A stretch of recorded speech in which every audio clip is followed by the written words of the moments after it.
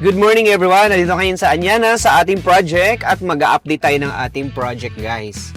Alright, so shout out po sa lahat ng mga homeowners and lot owners dito po sa Anyana, Antal, Tanza. At titingnan natin ngayon ang update ng ating po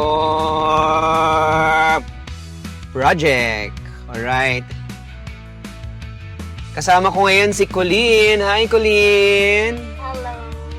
Hi everyone! Welcome to our channel.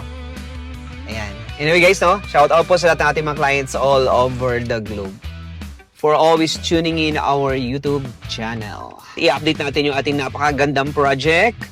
By the way, no, kung hindi ka pa nakapag-subscribe sa ating YouTube channel, I invite you all to hit that subscribe button. Alright, so dahil araw-araw po ako dumadaan dito sa Anyana, Antal, Tanza, malapit lang yung bahay namin dito, kaya just call me and I'll be there. Alright.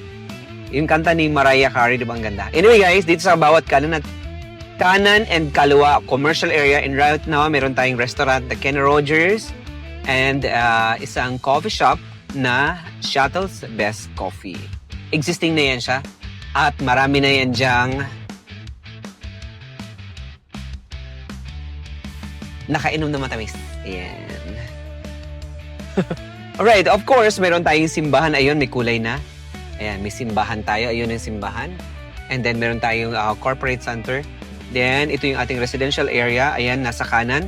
So, ikutan natin yung ating Bel Air Central Village dahil meron tayong ready for occupancy sa Bel Air Central. So, napakaganda dito because this is 30 minutes drive to Manila via Cavitex. At ang napakalapit ng mabuong Cavite-Laguna Expressway, which kahapon doon kami dumaan, no, making sure na ang area natin ay accessible sa lahat ng mga major thoroughfares. Now, this is the Bel Air Central. And later on, pupuntahan natin yung ating ibang mga subdivision, guys.